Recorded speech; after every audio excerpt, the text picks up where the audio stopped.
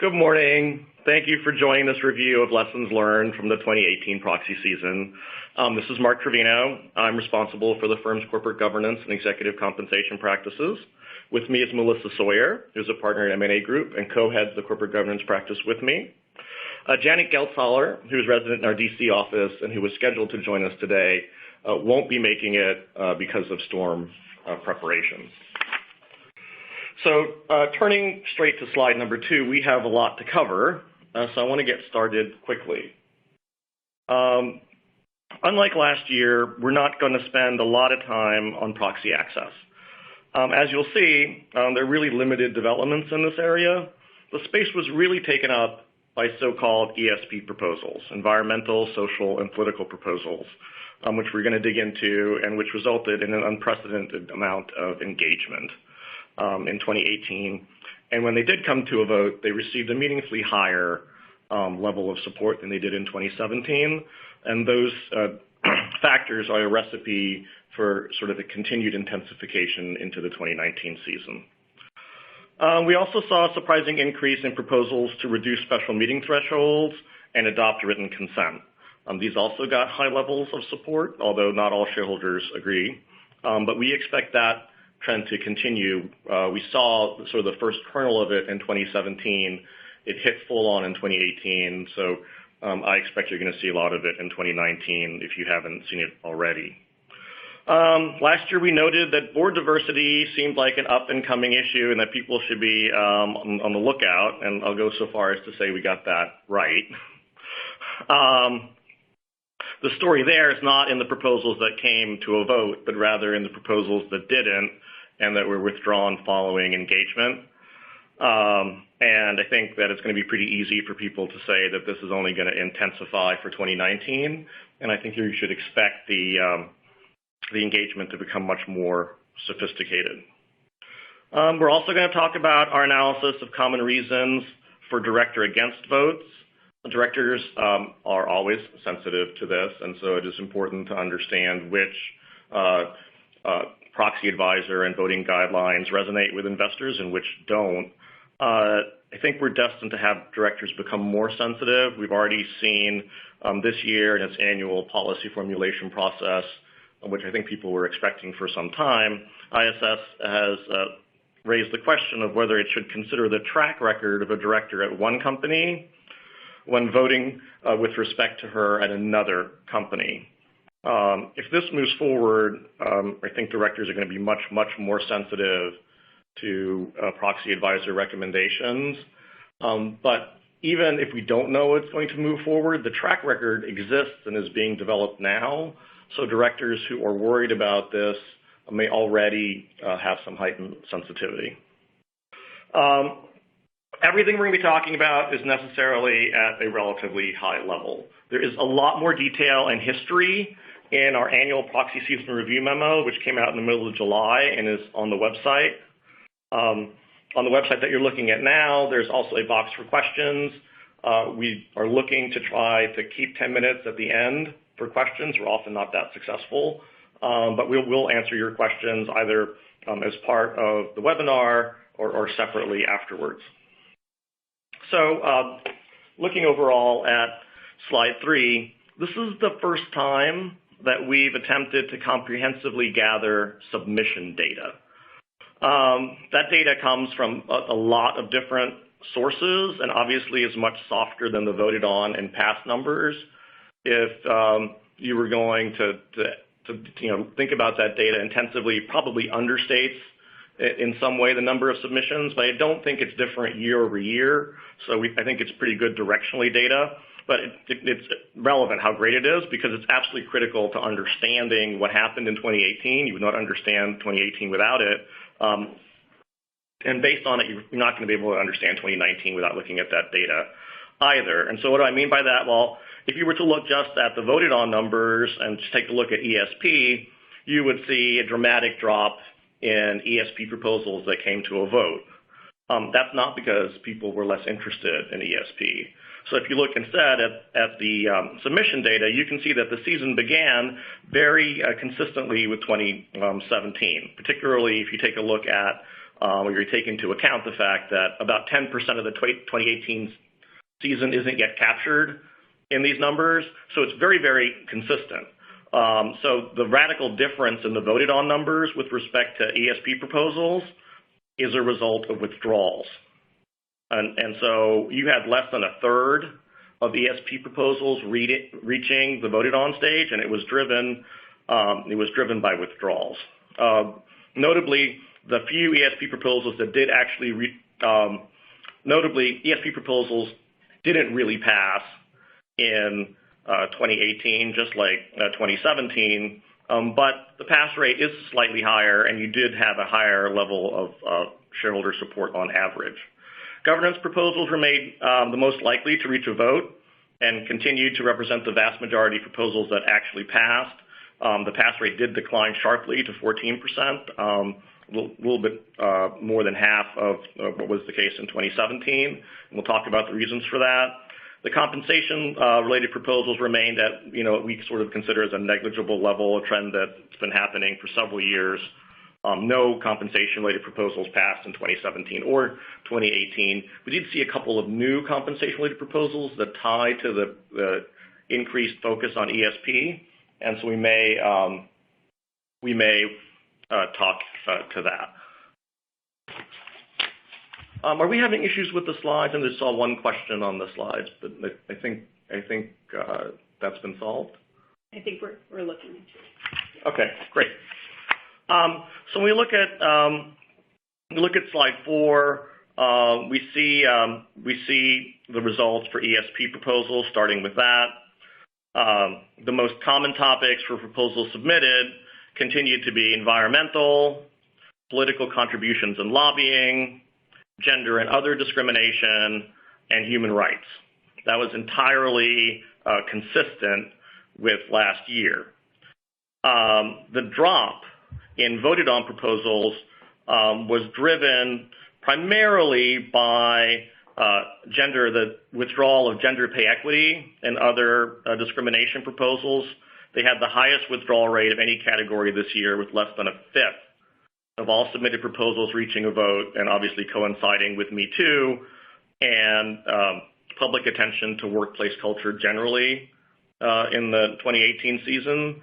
But it's in no way confined. This is not a story about gender, Me Too, anti-discrimination being a one-time thing. If you look at the withdrawal numbers, they're meaningful across the board, a meaningful difference between 2017 and 2018, right? You can look at it and see what happened in environmental. You can look at it and see what happened in human rights. You can even see it in animal rights. So engagement and withdrawal is the story of ESP from 2018, and I don't know who would think that that's not going to happen in the 2019 season, like I said, in a more intensified way. The most common subject for ESP proposals that actually reached a vote continued to be environmental, mostly climate change, and political contributions and lobbying. I think that correlates with a slightly lower propensity to withdraw from the major shareholder proponents that focus on those issues. And we'll talk about that in a second. But I've been talking for a long time, and I think, Melissa, you wanted to talk a little bit deeper about engagement, so maybe we'll turn to slide 5 on that. Yeah, so Marc, as you were saying, engagement and withdrawal tend to be more common for ESP proposals. The outcomes are more black and white for governance proposals because the proponents are usually looking for the issuer to make a change that's readily measurable. But for ESP issues, we're seeing a wide range of outcomes, from having ongoing discussions with the proponent to having a report prepared and presented to the board of directors or to management, or having the board commission a study of an issue. In many cases, withdrawal results from engagement over enhancing disclosures. And then again, in some cases, issuers simply adopt whatever it is that the proponent is looking for. So there are a wide range of things that proponents ask for, and issuers are tackling these in a variety of ways. For those who agree to disclosure enhancements in order to secure withdrawal of an ESP proposal, many of them are keeping those enhancements out of their SEC filings. And so the question is, where are they putting them? Well, there's a range of options, but we are certainly seeing more and more issuers create sustainability reports and post those on their websites. We're also seeing diversity reports and other types of website disclosure, like on gender pay equity. A word of caution is warranted on website disclosures, though, because while they do keep some of those disclosures out of your regular SEC filings, they could still be a source of liability or trigger other SEC filing requirements. So, for example, issuers should always consult with counsel about whether a disclosure could be deemed to be a proxy solicitation that would subject them to the proxy rules. With all this ESP activity, a word of caution is also warranted for shareholder proponents. The Department of Labor issued some new guidance in a field guide this spring. They signaled that ERISA plan fiduciaries should be cautious, should not routinely incur significant expenses in engaging in activities that are common to shareholder proponents. And ERISA might require them to undertake a cost-benefit analysis before they spend plan assets pursuing ESP policies. The Department of Labor also signaled that ESP factors shouldn't outweigh economic considerations in investment decisions. So on the one hand, we have this big uptick in focus on ESP factors, and on the other hand, for ERISA plan fiduciaries at least, there's this countervailing guidance that suggests that economic considerations should still be paramount in investment decisions. So let's turn to slide number 6 real quick, which having had the submission data and the voted on data, we were able to put together a perspective on propensity to withdraw by each of the major proponents of ESP proponents in 2018. The major shareholder proponents submitted more than half, close to 60%. Of all ESP proposals received, and they're listed there on the slide. Among them, the New York State Common Retirement Fund submitted the greatest number, 38. Most of those related to environmental issues and political contributions and lobbying. Collectively, social investment entities such as You Sow, Arjuna, Mercy, Walden, Trillium submitted the bulk of the proposals, and they tended to focus on environmental and gender pay. So, when you look at the chart on the right, the withdrawal rates do differ meaningfully by proponents of shown, but all of them show a meaningful willingness to engage, particularly if you're looking at this relative to governance proposals and the likelihood of getting a governance proposal withdrawn. And I think as you enter the 2019 season, having a sense of the willingness of your particular proponent, if you receive one of these proposals to negotiate, is going to be very important in guiding your team and board and how to manage those proposals. One thing to note also is the chart on the right does not include proposals that were excluded through the no action process. So that's a separate layer that would be on top of that. It's only ones that were withdrawn either before or after the filing of the proxy statement. It'll be interesting to see whether all this discussion around engagement and withdrawal has an effect on sort of the other regular shareholder proponents. My bet is not. So finishing up ESP proposals, we go to slide 7. This year, ISS supported an even higher percentage of ESP proposals than it did in 2017, reaching almost 3/4, which is a substantial amount. That includes over 90% of the political proposals, almost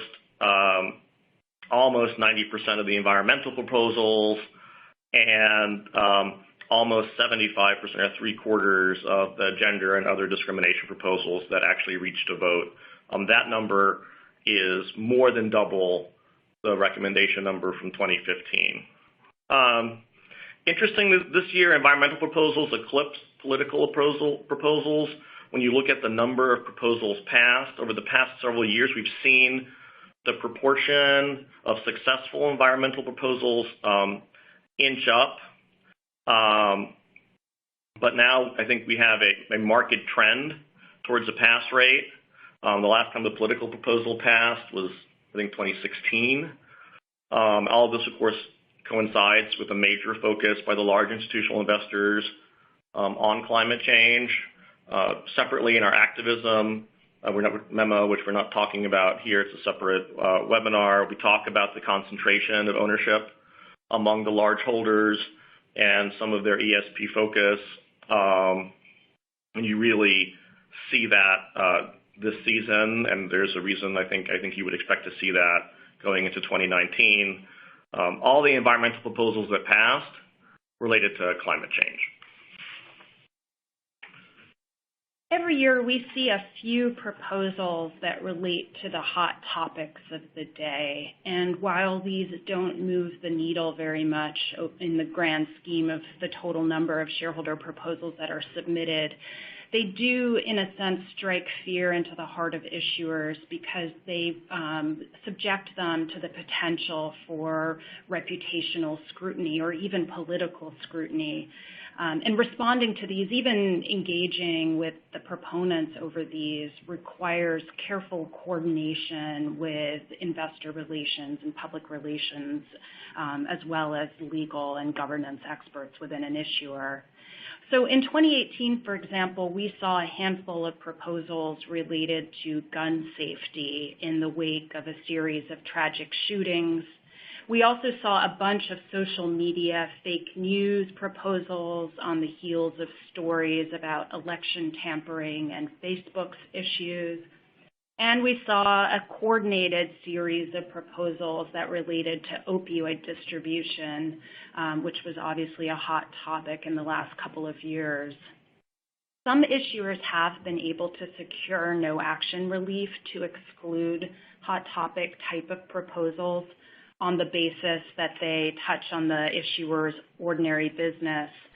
But in other cases, the SEC has declined to grant that no action relief where the subject matter of the proposal touches on a very significant policy issue that is relevant to the issuer, especially if the action requested by the proposal is something like enhanced disclosure or conducting a study, rather than something that gets more into micromanaging the issuer's operations.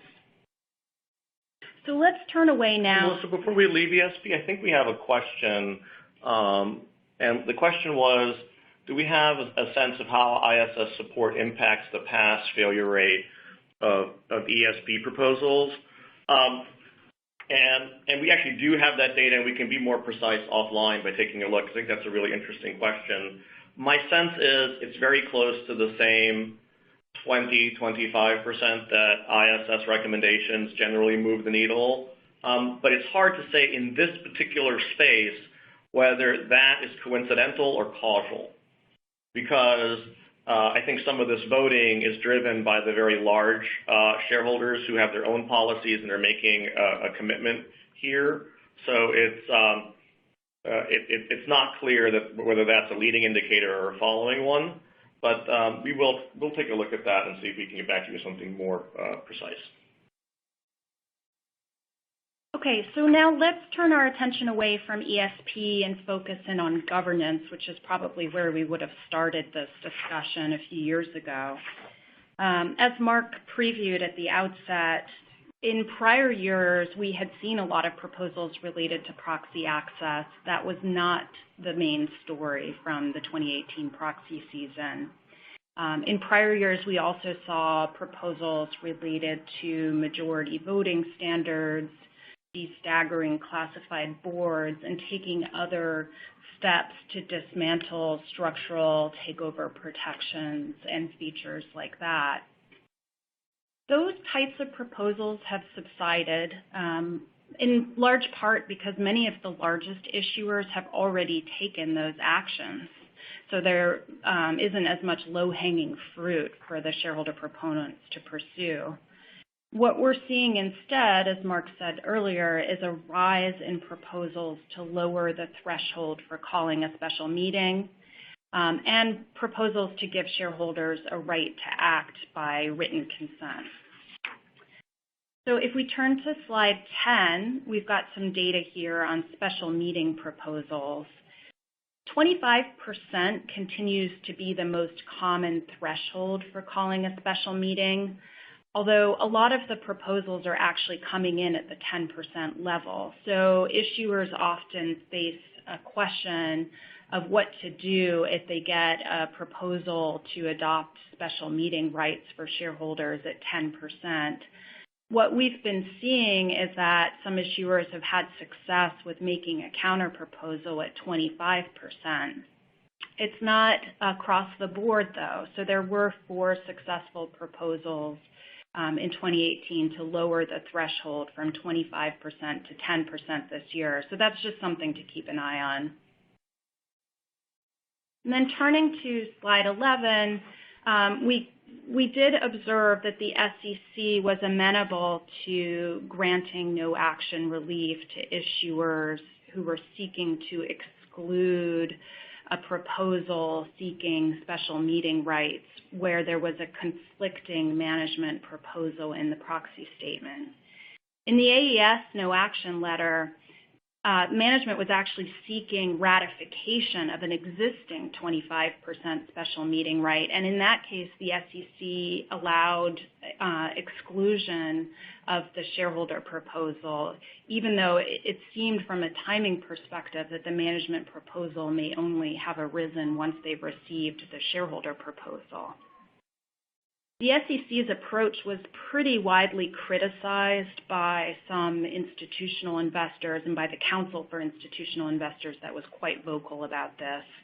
But despite the criticism, the SEC reaffirmed its approach to some extent in a later no-action letter for Capital One, where it reiterated that this was a viable path, although they did require the issuer to provide some enhanced disclosure around what it was doing with the conflicting proposal approach.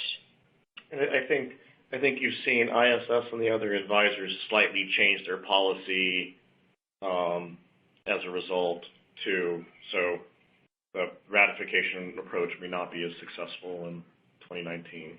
Yeah, I think we'll definitely have to keep an eye on this. And those of you who lived through the early days of proxy access will recall that there was also some back and forth with the SEC in relation to proxy access over the extent to which conflicting proposals could be omitted from proxy statements. So what we may be seeing here is a repeat of that experience where things moved around for a bit until they finally settled into a rhythm about what was going to be allowed to be excluded.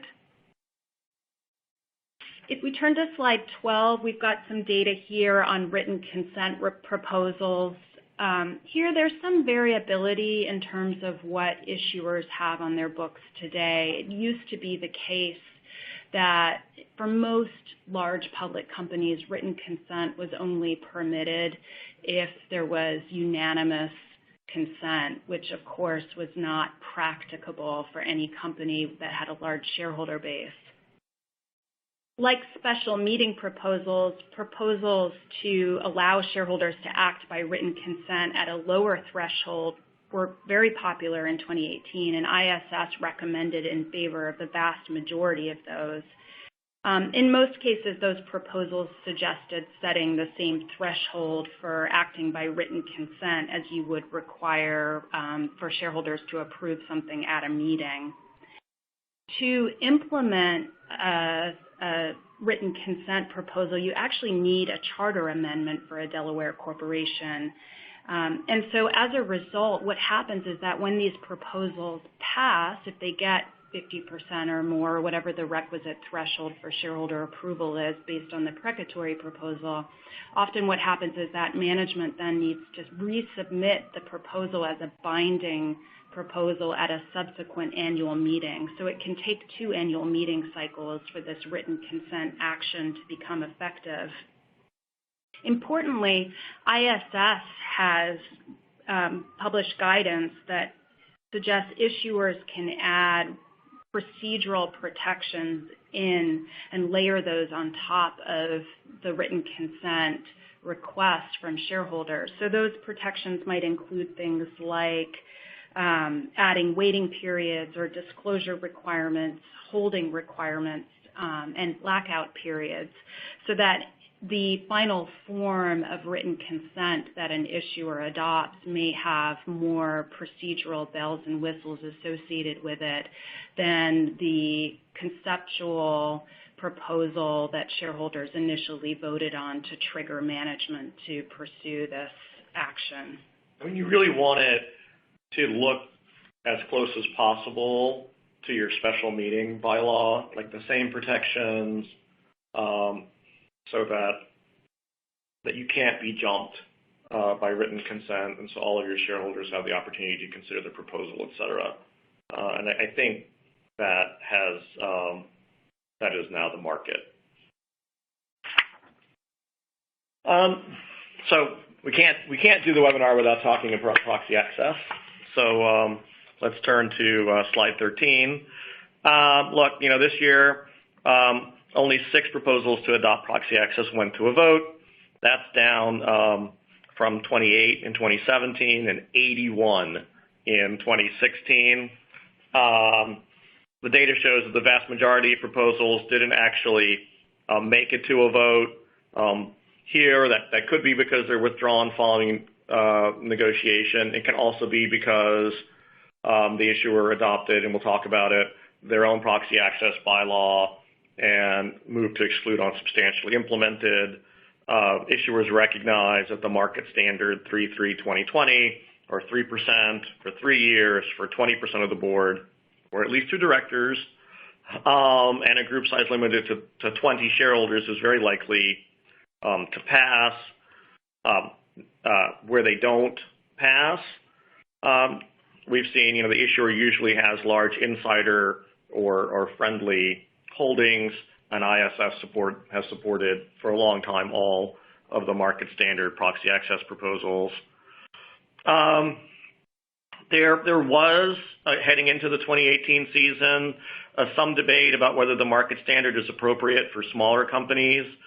We haven't heard much about that into the season. I think that, I have to say, I think that's because smaller companies still are not frequently the target of shareholder proposals, as opposed to it being settled that 3-3-2020 is appropriate for companies of all size.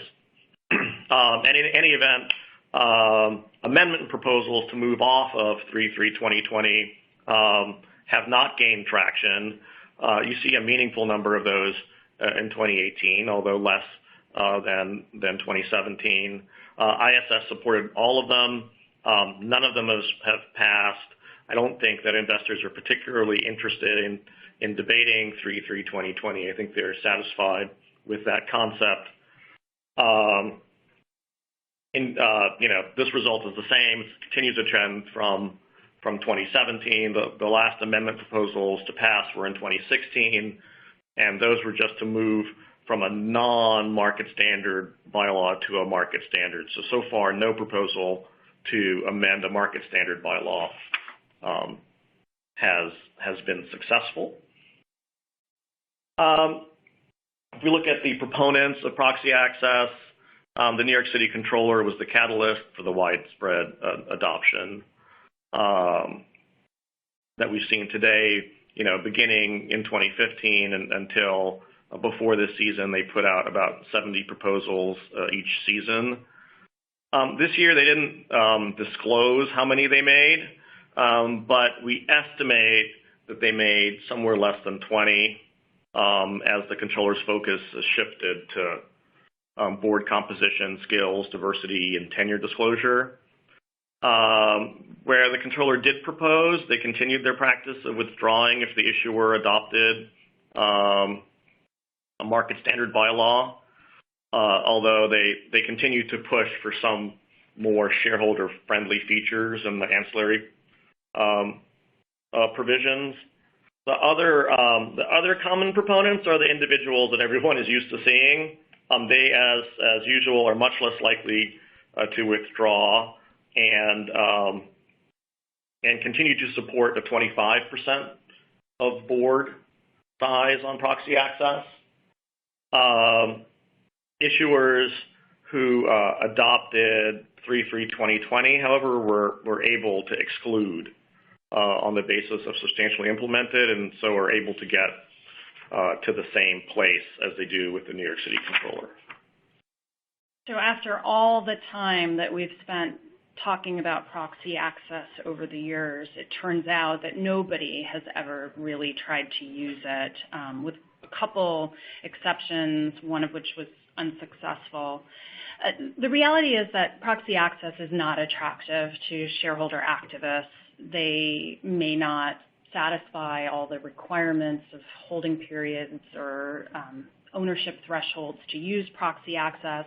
But moreover, they prefer to use traditional proxy contests in any event just to have the added flexibility associated with that. Proxy access can also be viewed as being kind of cumbersome. It has a lot of guidelines, and the framework for using it can be complex for some shareholder proponents. So we're just not seeing it used that much, and we'll see if that changes over coming years, but this may prove to have been much ado about nothing. So with that in mind, if you're a mid-cap issuer who hasn't yet adopted proxy access, the question is, what should you be doing right now? I think, the basic answer is stay abreast of what's happening in this area, keep your board educated about the issue and what other companies are doing. Keep an eye on the policies of your largest institutional shareholders to see if they have strong views on this topic. And of course, monitor whether they raise this in the context of your shareholder engagement discussions with them. Besides keeping an eye on the market norms, though, Marc, do you think that issuers should run out and proactively adopt proxy access to try to head off a proposal if they're sitting there without having it today? So we have on page 17 our slides of pros and cons, which actually is a very similar slide to what we had last year, because the pros and cons are basically the same. It's just that the magnitude of each effect is different, and my personal view is, I think, consistent with yours and consistent with that was expressed last year, which is that the benefits to adopting early at this point are pretty limited and are just becoming more limited. Yes, maybe you'll be a little less likely to receive a proposal to amend if you adopt by yourself, but we have seen proactive adopters receive amendment proposals, and even the controller has had discussions with companies that have proactively adopted to discuss potentially changing or tweaking some of their provisions. We haven't seen a correlation between those companies who receive proposal and then adopt and exclude and a subsequent amended proposal. Similarly, as I mentioned, the 2018 results show us that amendment proposals simply don't resonate with investors, so receiving one isn't such an issue. It is clear that if you're on the radar screen for the controller or one of the other proponents, that you stay on it, right? The matrix letter that was sent this year by the controller was all to recipients of prior proxy access proposals.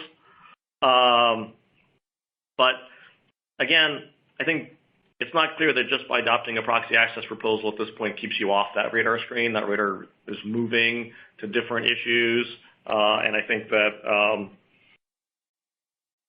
all the benefits to adopting early have just become a little more limited.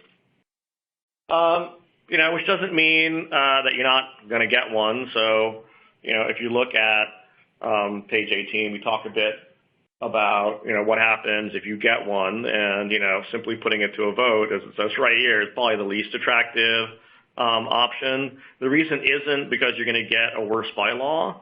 You're going to end up with the same one. It's just that you don't look particularly shareholder friendly or governance conscious, to put it straight, to a vote.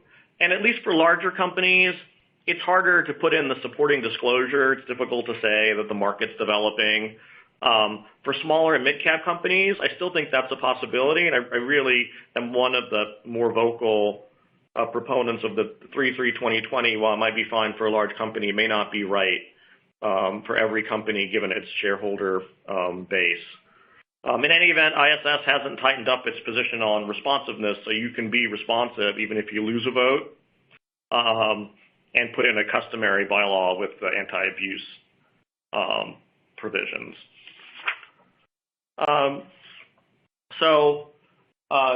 If we go to the next slide, the most common response is to adopt the bylaw in the face of a proposal, and you can do that and exclude either through negotiation and have them withdraw, or through just adopting and excluding. The New York City Controller should withdraw, and they're very, very sophisticated in their discussions with you. They're likely to ask you to put in many provisions that they consider desirable but aren't actually in their proposal, and haven't been adopted by a majority of issuers. The New York City Controller is not above cherry-picking their most favorite provisions from each bylaw. They've identified each law firm's form, and have a preferred way of dealing with it. If you adopt without negotiation, the Controller may still seek and ask you to make revisions. We've certainly seen that, and that may result in you filing an 8K to slightly revise your bylaw. But those changes tend to be less extensive. If you choose not to make them and the Controller makes an amendment proposal next year that goes to a vote, there's no evidence that suggests that proposal would pass. I think it is worth mentioning for issuers out there as we enter into the season. It's unclear how focused the Controller is going to be on proxy access, but if they are focused and are looking at bylaws and or give you a call, one of the provisions that we've been hearing a lot about is whether to allow at least one proxy access nominee during a true proxy contest.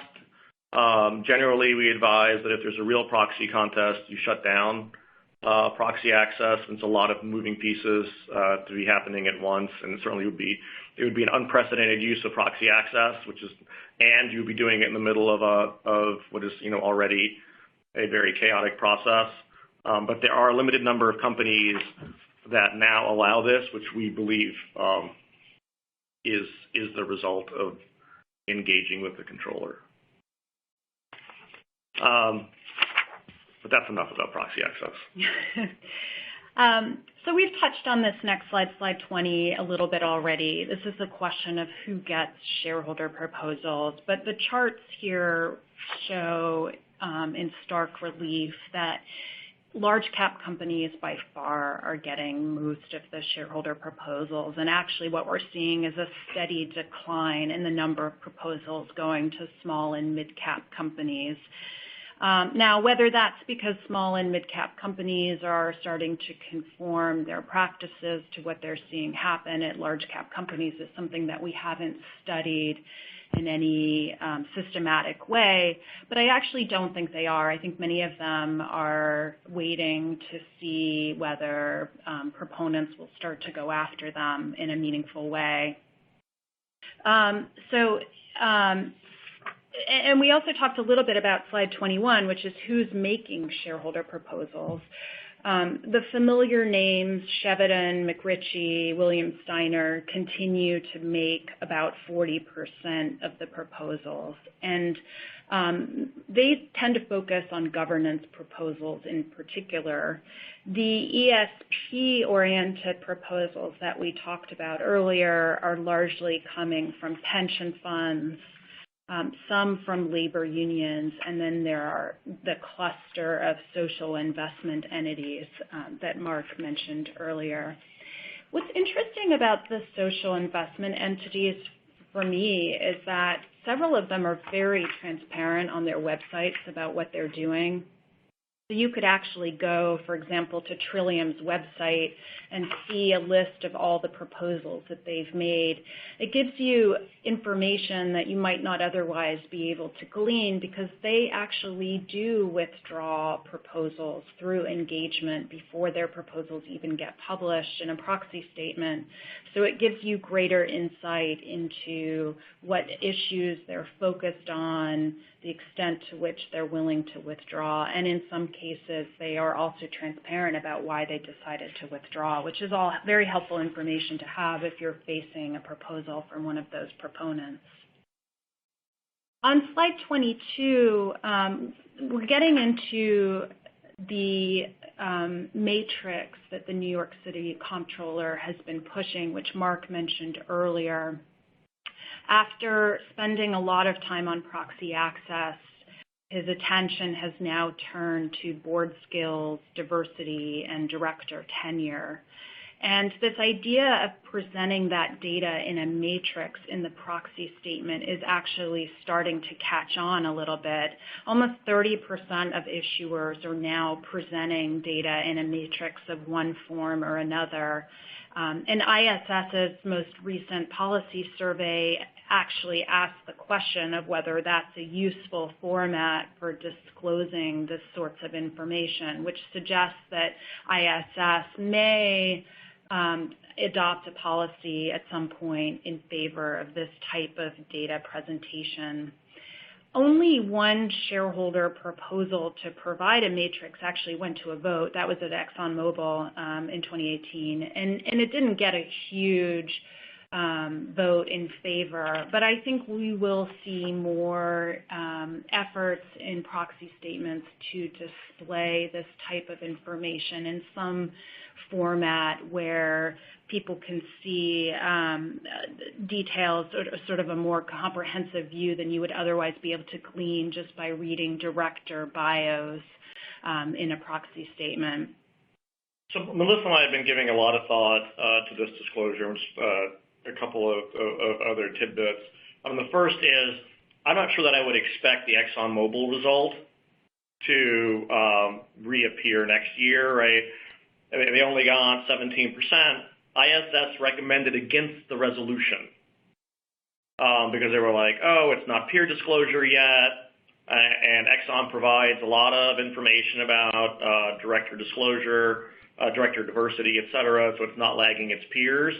I think the proposal is in direct response to having still a 16% vote on the matrix disclosure resolution. So if we see that proposal again, I'm not sure that you should be banking on 17%. I think you should be banking on 37%. I'm going to pause here and read the CLE code for those of you that are seeking CLE credits. The CLE form can be found under the Resources tab on the online program. So the CLE code for this program is 112779. Again, it's 112779. So that's just one thing. I think the other is you need to think about what the controller really wants you to do, in addition to just putting forth the skills you already have, is to identify the skills that you don't have and that you're looking for going forward. But I think that if you then face an activist situation and you have a matrix out there that says we need a blank expert and they provide you with one, I think that's just something to think about, how that is going to affect your sort of ability to respond to that tactically. And the other thing is just on the individual proponents, which we really haven't talked that much about because they were not the story for the 2018 season. The one thing that we did see them do is begin to post notices of exempt solicitation on EDGAR in an effort to provide more than their 500 words. It's the first year we've seen that happen. There was only a handful of those filings, but they're easy to make. The SEC has specifically permitted it, although now there has to be a cover sheet, so anyone interested in reading would need to flip past the cover sheet to read what they have to say. But I think that you're likely to see those proponents, in order to keep themselves relevant, take more advantage of that. So the comptroller's matrix push is probably just a symptom of the larger trend that we're seeing of focus on board composition and board leadership. And the largest index funds have been especially vocal on this topic. But Marc, we saw a rush of independent chair proposals a couple years ago. Are we seeing that again this year? Yeah, this is what I would call the plain vanilla part of the season. So these are the governance proposals that we've all come to get used to. It continues to be a proposal that requests, a separate role of CEO and chair, or that the chair is independent, are among the most common governance proposals. Large companies have regularly received these proposals since, the mid-2000s. A handful each year managed to win some majority support between 2012 and 2015, but none have passed since. The level of support is relatively constant, and ISS has supported about 3/4 of these in 2018, which is slightly higher than historic. But the continued low pass rate for these proposals, is consistent with my view that many investors have concluded that having a lead independent director with suitably broad powers and responsibilities is an appropriate alternative to mandatory separation of CEO and chair. ISS this season is reevaluating the factors that it is considering as to whether or not to recommend for independent chair proposal. My guess is that it's likely that that's the result of their recommendation not carrying substantial weight in this proposal right now and not resonating with investors. If we look at slide 24, this shows the so-called big three of governance proposals that, if they're made, are generally successful.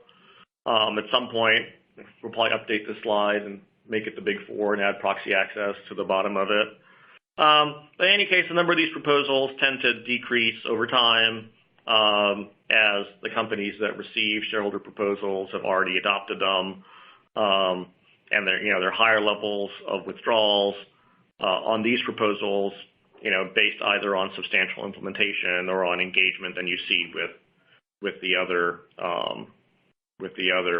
proposals in this space. There was a lot of discussion in the past 18 months about board diversity, and I think if you listened to the cadence of that dialogue, you might have expected to see hundreds of shareholder proposals on this topic.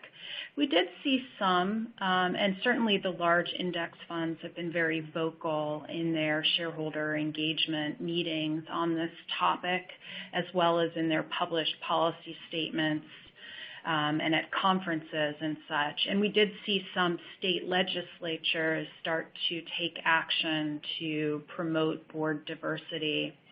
The result of all of that dialogue was about 50 shareholder proposals over the last two proxy seasons, but the vast majority of those proposals on board diversity were actually withdrawn, and possibly withdrawn because we've seen boards start to have more disclosure around their board refreshment processes, and we're certainly seeing efforts at many companies to add more women to boards in general.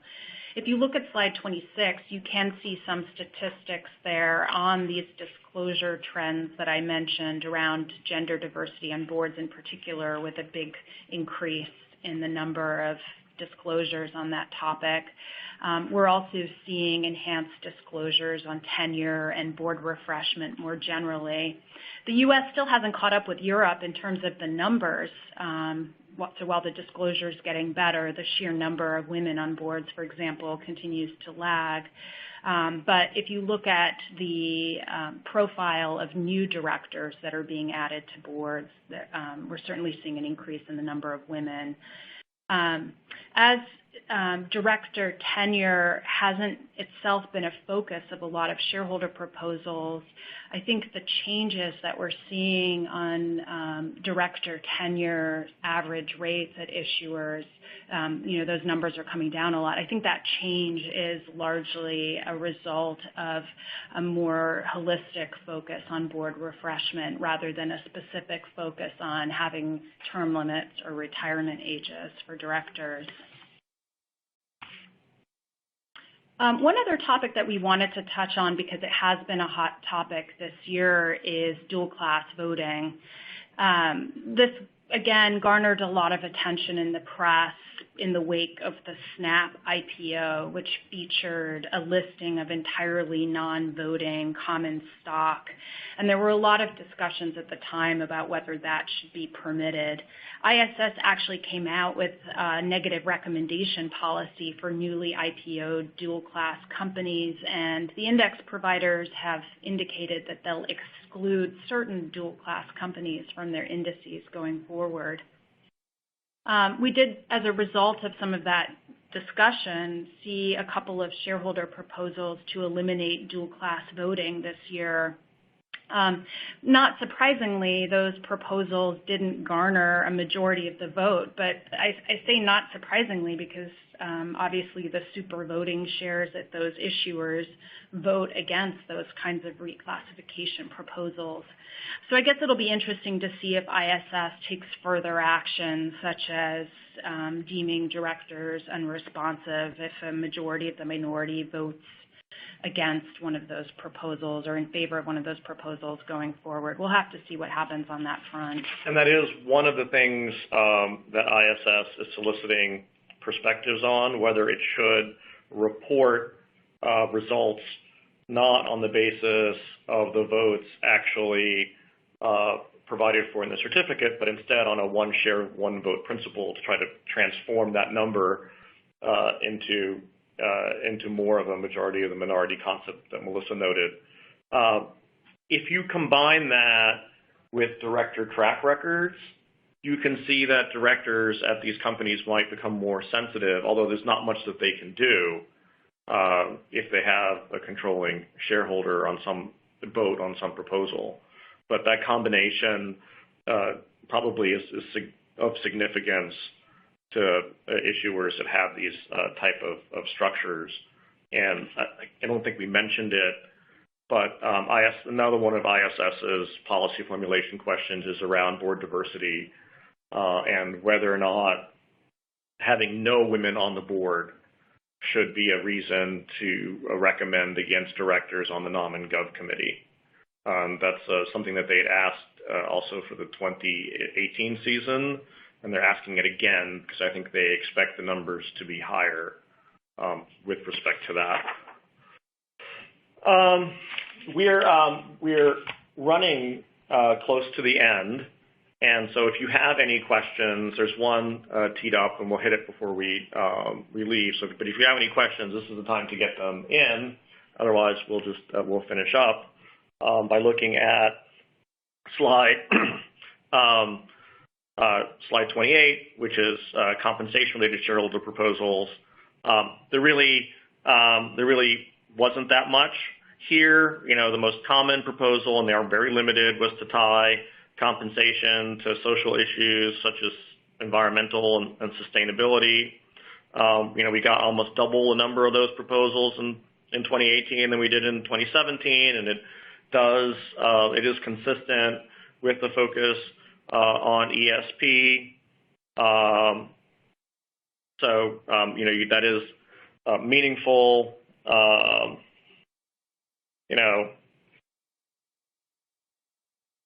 Less than half of these proposals reached a vote, in 2018. 5 of them relating to sustainability as a performance measure were withdrawn, and then 6 covering a range of topics, mostly disclosure and reporting on compensation, were excluded. We did see one proposal this year on data privacy and cybersecurity as a performance metric.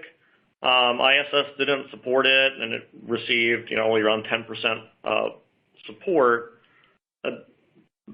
I would keep my eye on this because this seems like the type of topic that, in light of what's been happening following the season or during the season 2018, we might see more of in 2019.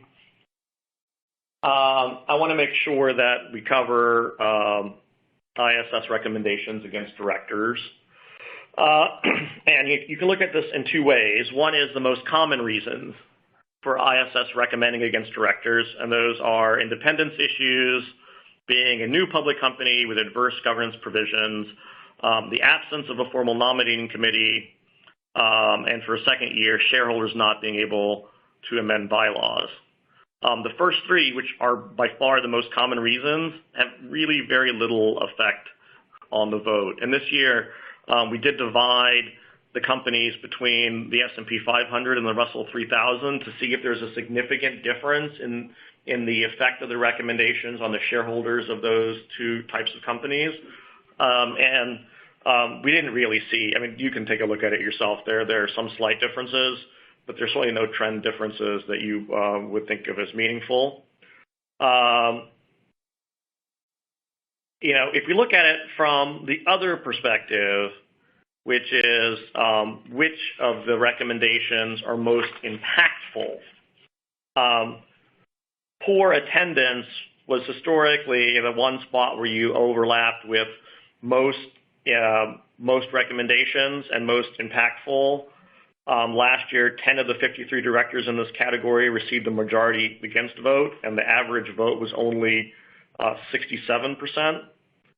This year, the number of directors in this category increased to 142, but only 8 received a majority against vote. I think that's because issuers have become more sensitive to this issue and are able to better disclose the reasons for it. And, a couple of things. One, investors will treat you differently depending on your voting standard. So if you have plurality voting, you would actually be much more likely to get a negative vote here than if you have majority voting where they're more sensitive to it. And the other is that this factor really resonates if you have it happen for 2 years in a row or multiple times. Those directors receive the lowest level of support. And you see that at just barely at 30%. I don't know, Melissa, do you want to talk about our one question? Yeah, so we have 2 minutes left. We got one question, which is whether, with ISS continuing to dominate the proxy process landscape, whether there's any chance of legislation regulating proxy advisors like ISS and Glass Lewis. This has been talked about for quite a while, and there have been legislative efforts to curb their influence over proxy contests. I think it is foreseeable that there will be action that restricts certain investors from blindly following ISS and Glass Lewis. In other words, shareholders can't abnegate their fiduciary duties to their investors by outsourcing all of their research and decision-making to the proxy advisory firms. We may also see some legislation around conflicts of interest disclosure, where ISS, for example, provides consulting services or charges issuers a fee to assess their compliance with certain ISS policy guidelines. At the end of the day, though, I don't think we're going to see legislation that simply prohibits ISS from continuing its business model. It's not going to satisfy. I haven't seen anything that's likely to be a better environment for issuers, I guess, if that's what we were hoping legislation was going to do. We haven't seen that. We're sort of done here. We have a couple more questions, and we'll get back to those offline. We'll take a look at them. We wanted to close up. We really appreciate it. I don't know if you have any last thoughts. A couple of things that just staying on director no recommendations. Things we haven't seen that's not in that list. Non-employee director pay. We know that's coming. We know that ISS is looking at it. We know they're looking at outliers. We know they have a question out there. What's a good reason for having outlier pay? So we're going to see that recommendation appear, and board diversity. As I said, they have the question on gender on the board, but generally we have not seen recommendations against directors on the basis of board diversity or board tenure, and it'll be interesting to see how that develops for 2019, because it's going to. Thank you very much.